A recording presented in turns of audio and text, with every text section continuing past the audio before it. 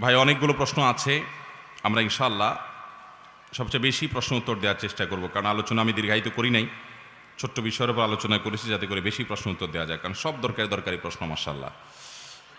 বিসমিল্লাহির রহমানির রহিম। 2 রাকাত বা 3 রাকাত নামাজ পড়ার পর যদি কাশির সাথে 1-2 ফোঁটা পেশাব বের হয়ে যায় তাহলে নামাজ হবে কিনা। কোনো ব্যক্তি অসুস্থতার কারণে, রোগের কারণে এরকম হতে পারে যে অতিরিক্ত জোরে কাশি এসেছে, উনি কাশি দিয়েছেন, এদিকে 1 ফোঁটা 2 ফোঁটা পেশাব বের হয়ে গেছে, বা যতটুকুই হোক পেশাব বের হয়ে গেছে, এরকম যদি হয় তাহলে তিনি নামাজটা ছেড়ে দিতে হবে, কারণ তিনি অপবিত্র হয়ে গেছেন। আর নামাজের জন্য একটা পূর্ব শর্ত হলো পবিত্র হতে হবে। অপবিত্র ব্যক্তির সালাত কবুল হবে না। লা তুকবালু সালাতুন মিন গায়রি তুহুরিন, অপবিত্র অবস্থায় নামাজ কবুল হয় না। বিধায় যদি কাশির চোটে কারোর পেশাব বের হয়ে যায়, এ আল্লাহর বান্দা নামাজ ছেড়ে দিবেন। যে পবিত্র হয়ে আসবেন, পরিচ্ছন্ন হয়ে অজু এসে অজু করে তারপরে তিনি নামাজ পড়বেন, কারণ একসঙ্গে তার অজুও ভাঙছে, আবার এই পেশাবের ফোঁটা যদি কাপড়ে লাগে, শরীরে লাগে, ওই জায়গাও নাপাক হয়েছে। বিধায় ওই জায়গাগুলোকে আলাদা করে, পুরো কাপড় চেঞ্জ করা লাগবে না, কাপড়ে যে জায়গা লাগছে ওখানে ধুয়ে ফেললে নামাজ হবে। আর যদি কাপড়ে না লাগে তাহলে তো আর ধোয়ার প্রশ্ন নাই, কিন্তু অজু করে তাকে এসে নামাজ পড়তে হবে। এরপরে প্রশ্ন হলো, মহান আল্লাহর 2টি গুণ সম্পর্কে জানতে চাই, রহমান এবং রহিম। আর কোথায় তিনি রহমান, কোথায় তিনি রহিম, কাদের জন্য তিনি রহমান ও রহিম। রহমান এবং রহিম এই দুইটার অর্থ, মূল অর্থ একই। রহমত মূলধাতু থেকে উৎকলিত, উৎপন্ন, অর্থাৎ তিনি পরম করুণাময়, পরম করুণাময়। দুইটার মধ্যে কিছুটা পার্থক্য আছে। রহমান মানেও পরম করুণাময়, রহিম মানেও মূলত পরম করুণাময়। শুধুমাত্র পার্থক্য বোঝাবার জন্য ওলামায়ে কেরাম তর্জমা করার সময় পরম করুণাময়, অতিশয় দয়ালু এরকম পার্থক্য করেন, বাকি মূল জিনিস একই। অতিশয় দয়ালু যিনি, পরম করুণাময়ও তিনি, একই কথা প্রায়। তারপরও পার্থক্য আছে। পার্থক্য হলো রহমান আদ-দুনিয়া ওয়াল আখিরাহ, আল্লাহ রাব্বুল আলামিন দুনিয়াতে যে অনুগ্রহ করেন, মুসলমানের প্রতি অনুগ্রহ করেন, অমুসলমানের প্রতিও অনুগ্রহ করেন। এই উভয় জগতের অনুগ্রহটাকে রহমান বলা হয়। রহমানের রহমতটা মুসলমান, অমুসলমান, দুনিয়া, আখেরাত সব জগতের রহমতকে বুঝায়। আর রহিমের রহমতটা শুধু আখেরাতের রহমতকে বুঝায়, যেটা শুধু মুসলমানদের জন্য, ইমানদারদের জন্য রিজার্ভ, জান্নাতের জন্য রিজার্ভ। সেদিন কোনো বেঈমানের প্রতি রহম করা হবে না। তো আল্লাহ রাব্বুল আলামিনের রহিমের এই সিফতটা, এটা প্রকাশিত হবে আখেরাতে, আর রহমানের সিফতটা দুনিয়াতেও প্রকাশিত হয়, আখেরাতেও প্রকাশিত হবে। আল্লাহু আ'লাম বিসওয়াব। এরপরে প্রশ্ন হলো, মুক্তিপ্রাপ্ত দলের আলামত কি কি হতে পারে, কোরআন ও হাদিসের আলোকে জানালে উপকৃত হব ইনশাআল্লাহ।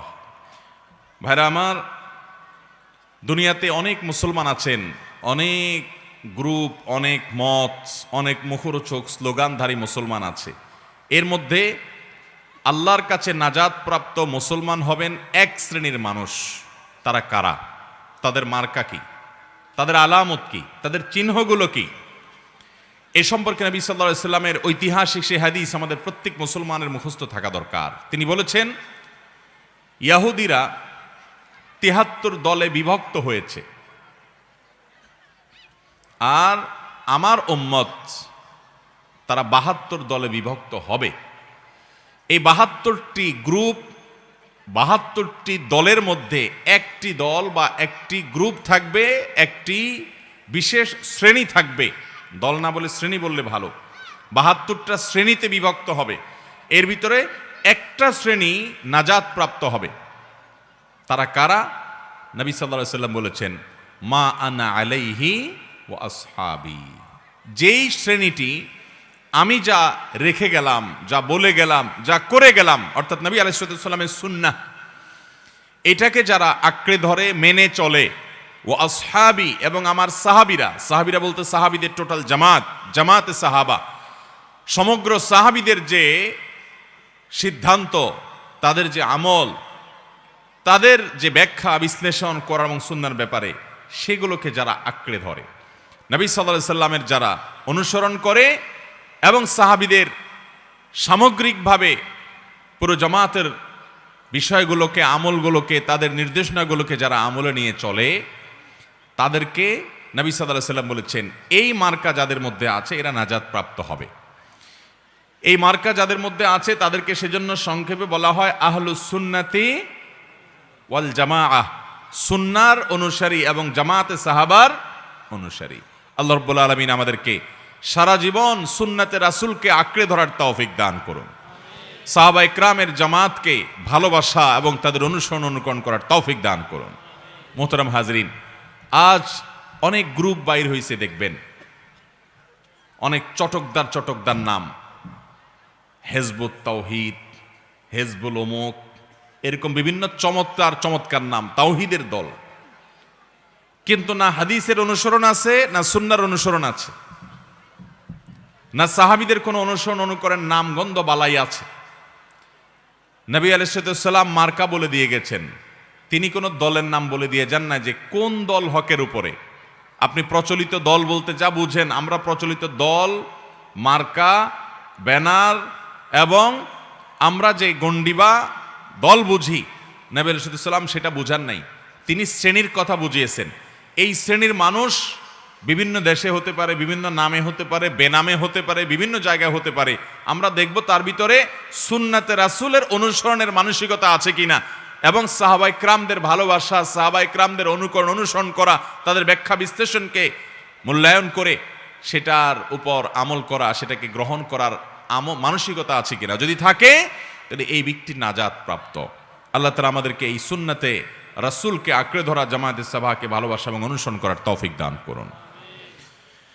এরপরে প্রশ্ন হলো, মেহরাবের উপরে এক পাশে আল্লাহ অপর পাশে মুহাম্মদ লেখা টাইলস বসানো হয় অনেক মসজিদে, এর বৈধতা কতটুকু ইসলামের দৃষ্টিতে? অনেক মসজিদেই থাকে, এক পাশে আল্লাহ আর এক পাশে মুহাম্মদ।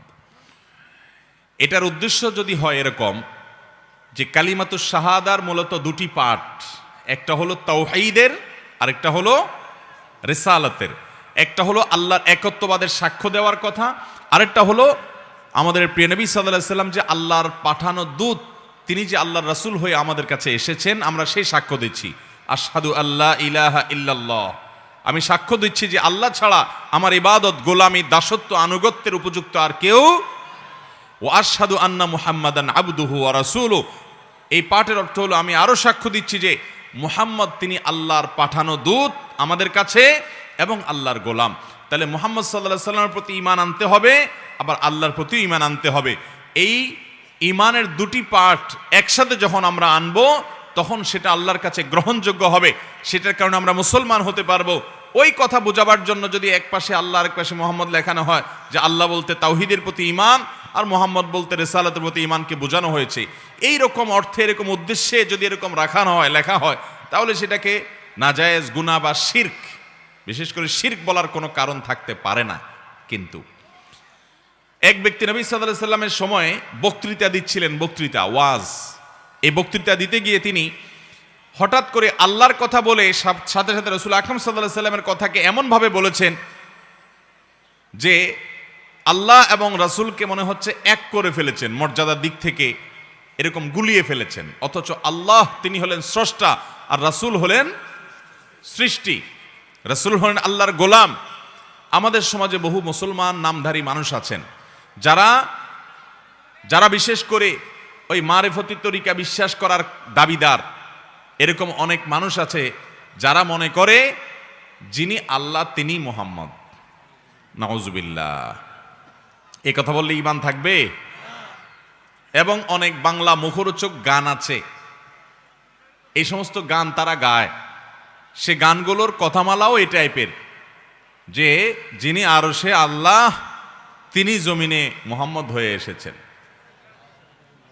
এইরকম বিভ্রান্ত, এরকম ভয়ঙ্কর শিরকপূর্ণ আকীদা অনেক মানুষ আমাদের সমাজে লালন। তো এই জায়গাতে এক পাশে আল্লাহ এক পাশে মুহাম্মদ পাশাপাশি রাখলে এ ধরনের বিভ্রান্তি মানুষের মধ্যে আরো তৈরি হতে পারে। সেই জন্য আমি ব্যক্তিগতভাবে এটাকে আমার ক্ষুদ্র জ্ঞান অনুসারে এটাকে খুব বেশি ভালো মনে করি না। যেহেতু নবী সাল্লাল্লাহু আলাইহি সাল্লামের কাছে এক ব্যক্তি ওইরকম আল্লাহ এবং মুহাম্মদকে এমনভাবে উল্লেখ করেছে, পাশাপাশি মনে হচ্ছে যে দুই সত্তাই একই বা সমান মর্যাদার, নাউজুবিল্লাহ। তখন নবী সাল্লাল্লাহু আলাইহি সাল্লাম সাথে সাথে ওনাকে বললেন, বিইসাল খতীবু আনতা, তুমি খুব নিকৃষ্ট বক্তা, আলোচক, তুমি কোনো ভালো আলোচক নয়, তুমি কোনো ভালো বক্তা নয়। কারণ নবী সাল্লাল্লাহু আলাইহি সাল্লামকে আল্লাহর সমপর্যায়ে নিয়ে গেছে। এবং বুখারীর হাদিসে তিনি বলেছেন, লা তুতরুনি কামা আতরাতিন নাসারা ইবনে মারইয়াম, খ্রিস্টানরা যেরকম ঈসা আলাইহিস সালামকে মর্যাদা দিতে গিয়ে, তার সম্মান বর্ণনা করতে গিয়ে তাকে সীমালঙ্ঘন করতে করতে একেবারে আল্লাহর পরিবার, আল্লাহর পুত্র বানায় দিয়েছে, অথচ আল্লাহ তাআলা সেগুলো থেকে পাক। আল্লাহর কোনো পরিবার, সন্তান, সন্ততির প্রয়োজন। ওয়ালাম ইয়াকুল লাহু কুফুয়ান আহাদ, লাম ইয়ালিদ ওয়ালাম ইউলাদ, তিনি কাউকে জন্ম দেন নাই, অথচ ঈসা আলাইহিস সালামকে আল্লাহর পুত্র বলে নাউজুবিল্লাহ আল্লাহর শানে বেয়াদবি করেছে। এটা হলো ঈসা আলাইহিস সালামের মর্যাদা বেশি দিতে গিয়া। নবীজি সাল্লাল্লাহু আলাইহি সাল্লাম আমাদেরকে সাবধান করেছেন, খ্রিস্টানরা যেরকম ঈসা আলাইহিস সালামের মর্যাদা বেশি দিতে গিয়ে সীমা লঙ্ঘন করে ফেলেছে, খবরদার তোমরা আমার মর্যাদা বর্ণনা করো, কিন্তু বর্ণনা করতে গিয়ে সীমা লঙ্ঘন করে আমাকে আল্লাহর পর্যায়ে নিয়ে যাবা না। তো সেজন্য আল্লাহ এবং মুহাম্মদ পাশাপাশি এরকম লিখে এই সন্দেহ, এই সংশয় বা এই বিভ্রান্তির উদ্রেক করা উচিত নয় যে আল্লাহ এবং মুহাম্মদ সমান সত্তা বা পাশাপাশি উল্লেখ করে আমরা এটা যদি বোঝাতে চাই যে নাউজুবিল্লাহ যারা বিশ্বাস করে যিনি আল্লাহ তিনি মুহাম্মদ এরকম কিছু, তাহলে সেটা বিভ্রান্তি। কিন্তু আমি যেটা বলেছি শুরুতে, আমাদের সমাজের বেশিরভাগ মানুষই আলহামদুলিল্লাহ এই বিভ্রান্ত এবং এই শিরকপূর্ণ আকীদা বিশ্বাস করে না। সেই জায়গা থেকে ওই যে ইন্ডিকেট বা ইঙ্গিতের জন্য, তাওহীদের প্রতি ঈমানের জন্য আল্লাহ আর রাসূলের প্রতি ঈমান বোঝানোর জন্য মুহাম্মদ উল্লেখ করলেন। কিন্তু আমার কত এটার দরকারটা কি? আপনার যদি কালিমায়ে শাহাদা লিখতে মনে চায়, তো কালিমায়ে শাহাদা লিখতে তো 2 মাইল জায়গা যা লাগে না। আপনার যেটুকু জায়গা আছে ওইটুকুর মধ্যে পুরো কালিমায়ে শাহাদা আপনি লিখে ফেলতে পারেন। আল্লাহ বলে আপনি কি বুঝাইছেন, মুহাম্মদ বলে আপনি কি বুঝাইছেন, এখানে কি বিভ্রান্তির সম্ভাবনা আছে কি নাই, এই সমস্ত সন্দেহের রাস্তা রাখার দরকারটা কি? এই জন্য এইভাবে আলাদা করে না লিখে পরিপূর্ণ কালিমায়ে শাহাদা লিখে ফেলান, সেটা অবশ্যই প্রশংসনীয়। কথা কি বুঝাতে পারছি? অতএব মসজিদগুলোতে সেটা মেহরাবে হোক বাহিরে হোক, লিখলে পুরো কালিমায়ে শাহাদা লিখে ফেলবেন, ওইটাই উত্তম। এই জাতীয় ইন্ডিকেটমূলক ব্যাখ্যা ভালো হতে পারে, মন্দ হতে পারে, এই জাতীয় বিষয়গুলোকে অ্যাভয়েড করে আপনি সরাসরি কালিমায়ে শাহাদাতটা লিখে ফেলবেন। এবং এরকম সংক্ষিপ্ত আকারে সংশয় তৈরি হতে পারে, বিভ্রান্তি তৈরি হতে পারে, এরকম কিছু লিখবেন না। আল্লাহ তাআলা আমাদেরকে বোঝার তৌফিক দান করুন। আরেকটা গুরুত্বপূর্ণ বিষয় হলো মসজিদের মেহরাবে এবং মসজিদের সামনের দেয়াল যেটা কেবলার সাইডে থাকে, এখানে খুব বেশি লেখাজোখা, খুব বেশি আপনার জাঁকজমকপূর্ণ কিছু রাখাও সুন্নাহর খেলাফ। কারণ এখানে যত বেশি লেখাজোখা করবেন তত বেশি মানুষের মনোযোগ সেটার দিকে যাবে কি যাবে না। অতএব এটাকে যত সাদা মাঠা রাখা যায় তত ভালো। অনেক মসজিদ আছে যে মসজিদ কমিটিতে যারা আছেন তারা তো আসলে মসজিদের আদব, মসজিদের শিষ্টাচার, মসজিদের আহকাম, মসজিদের সম্মান কিভাবে হয়, অসম্মান কিভাবে হয়, এগুলো জানেনও না। ভক্তি করে, মহব্বত করে, ভালো উদ্দেশ্যেই মসজিদের সামনে এত কারুকার্য করেন, এত সাজসজ্জা করেন যে অতিরিক্ত সাজসজ্জার কারণে মুসল্লিদের নামাজের মধ্যে ওই শুধুমাত্র সাজসজ্জার দিকেই মনোযোগ চলে যায়। নবী করিম সাল্লাল্লাহু আলাইহি সাল্লাম একবার একটা কাপড় তাকে দেয়া হলো নামাজ পড়ার জন্য। তিনি নামাজ পড়ার জন্য দাঁড়ালেন, সালাত আদায় করলেন। সালাত আদায় করার পর সালাম ফেরানোর পর বললেন, কে আমাকে এই কাপড় দিলা? এই কাপড়ে এত চাকচিক্য, এটার ভিতরে এত কারুকার্য যে আমার সালাতের মনোযোগ নষ্ট হয়ে কারুকার্যের দিকে মনোযোগ যাচ্ছিল। তখন ওই কাপড়টা সরিয়ে তাকে একটা সাদামাটা প্লেন কাপড় দেওয়া হলো। নবী রাসূলুল্লাহ সাল্লাল্লাহু আলাইহি ওয়াসাল্লাম সেই কাপড় পরলেন। আমরা তো এখন মক্কা যাই আর মদিনা যাই, জায়নামাজের মধ্যে কাবার ছবি, মসজিদে নববীর ছবি, আরও দুনিয়ার এটা সেটা এত কিছু থাকে যে নামাজের মধ্যে আমরা শুধুমাত্র ওইগুলোর দিকে মনোযোগ দেই। প্লেন জায়নামাজে আপনি যখন নামাজ পড়বেন, প্লেন জায়গাতে নামাজ পড়বেন, সামনে আপনার মনোযোগ নষ্ট হতে পারে এমন কিছু যদি না থাকে, তখন আপনি দেখবেন নামাজের মধ্যে এক রকমের অভূতপূর্ণ এক গাম্ভীর্য এসেছে, আল্লাহর প্রতি মনোযোগ এসেছে। আমরা সেটা বুঝি না। অতএব মসজিদের একেবারে সামনে চোখে পড়ে যায় নামাজের সময়, এরকম সামনে তেমন কিছু খুব বেশি জিনিস চাকচিক্যপূর্ণ রাখা উচিত নয়। লেখাজোকাও অপ্রয়োজনে থাকা উচিত নয়। হ্যাঁ, অনেক উপরে আছে, দেখা যায় না নামাজে দাঁড়ালে, সেটা ভিন্ন কথা। অনেক মসজিদে দেখবেন মেহরাবের সামনে কাবার ছবি লাগানো আছে, দেখছেন? মেহরাবের সামনে ইমাম সাহেবের একেবারে চোখ পড়বে গিয়ে ওই জায়গাটাতে কাবার ছবি টাঙানো আছে। তো এই ধরনের ছবি যদি আপনি টাঙান, মনোযোগ তো সেদিকে যাবে। নামাজের মধ্যে আপনি যদি বাইতুল্লাহ নামাজ পড়েন, মক্কা শরীফে গিয়া, মসজিদে হারামে গিয়ে যদি আপনি নামাজ পড়েন, তারপরও বাইতুল্লাহর দিকে তাকায় নামাজ পড়া নিষেধ, জায়েজ নাই।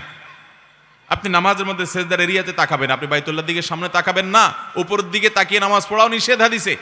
সেখানে আপনার মসজিদের মেহরাবের সামনে একেবারে চোখ সামনে লাগে, সেখানে আপনি বড় করে বাইতুল্লাহর ছবি টাঙ্গালেন আর জায়নামাজ নিয়ে আসলেন সেরকম ছবি আলা। এগুলা নামাজকে নষ্ট করে দিবে না, কিন্তু অনুত্তম কাজ।